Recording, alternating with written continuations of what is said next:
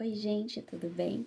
Eu sou a G, eu sou professora, sou crocheteira e eu também sou apaixonada por livros, né? No vídeo de hoje, então, às vezes eu trago dicas sobre crochê, às vezes eu trago uma aula de crochê e às vezes eu trago dicas de livros. O livro que eu vou trazer hoje, ele é um livro bem antigo, tá? Eu não sei pronunciar corretamente o sobrenome, porque é um autor alemão, acho que é Korczak. Se alguém souber a pronúncia correta, não for assim, pode colocar nos comentários, tá? O primeiro sobrenome, o nome dele é Janus, né? Ele é um livro maravilhoso, eu tava até aqui com umas anotações. Ele é um livro maravilhoso e se chama Quando Eu Voltar a Ser Criança. Essa é a capinha dele, tá? Eu li esse livro na faculdade, acho que em 2004, uma indicação de uma professora, a gente fez um trabalho. Ele é bem velhinho, porque olha, de verdade, eu comprei ele em 2004 num sebo, eu estudava ali na Lapa. E eu li ele e eu recomendo muito, gente, porque pra gente que é pai, educador, pra gente que lida com criança ou pra quem não lida, ele faz como se fosse uma volta no tempo, né? Dentro da própria memória dele, de quando ele era criança.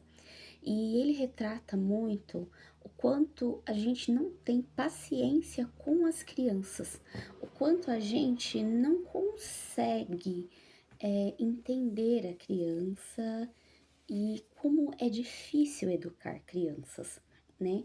E como a gente não respeita as crianças, e eu falo como quem trabalha com crianças, como quem educa crianças, como quem está aprendendo todos os dias a educar melhor as crianças, a ajudar mais, a ser uma educadora melhor, né? Olhar para como eu agia enquanto mãe, enquanto educadora, e fazer isso hoje de uma maneira melhor, tá? E aí, assim, para terminar, né, a indicação aqui do livro, que eu acho maravilhoso, que super vale a pena a leitura. É muito difícil descrever mais sobre o livro, porque realmente a gente vai se encontrando nele. A gente vai fazendo pontos de quando a gente era criança. Puxa vida, é verdade. Aconteceu isso comigo quando eu era criança. Eu quebrei o copo, mas foi sem querer, mas ninguém me deu a chance de falar por que eu quebrei o copo, e eu já apanhei, eu já fiquei de castigo, ou eu já ouvi ofensas, coisas que a gente não faz com os adultos, e o livro ele vai trazer muito disso, né? Tanto ele vai fazendo essa ponte da escola, da rua, e também na casa dele. E aí, enquanto eu tava lendo o livro essa semana, eu tava pesquisando algumas coisas sobre esse assunto, e tem um provérbio que tá muito em alta, que é um provérbio, há pessoas que falam que é indígena, outros que é africano, mas, né, que é assim, é preciso uma aldeia inteira para educar uma criança. E há um movimento muito grande de tipo assim, olha, todo mundo é a favor da vida, principalmente quando a gente fala em questões, e não é o que eu vou tocar aqui, em questões de aborto e tal, ou então, não, eu não vou ter filhos, eu vou ter cachorros, e aí as pessoas criticam e tal, e igual eu disse, não é o ponto, mas assim, existe um olhar da sociedade para o que diz esse provérbio? A gente realmente entende que é preciso uma aldeia inteira para criar uma criança? Que muitas vezes os pais que perdem a paciência porque eles estão sobrecarregados?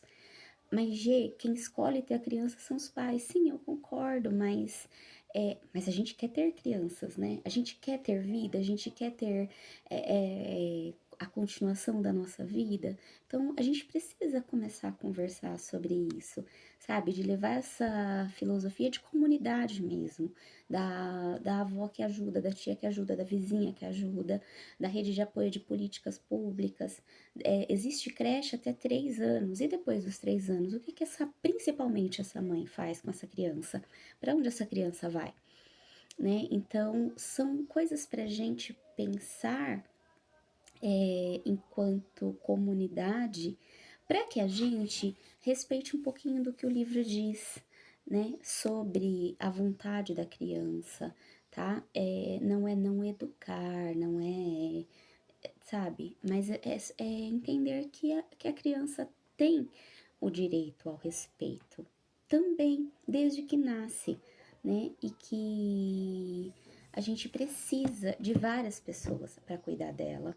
E muitas vezes por isso que a gente chega ao nível de não conseguir educar a criança da maneira que ela merece, porque não existe uma rede de apoio. E rede de apoio não é só quem está do lado. Nós precisamos falar em políticas públicas, precisamos buscar pessoas que queiram falar sobre isso, né? Candidatos, políticos que queiram trazer para nós locais de ajuda para essas famílias, né? De como lidar com as crianças, para além dos locais que já existem, que é a escola, né?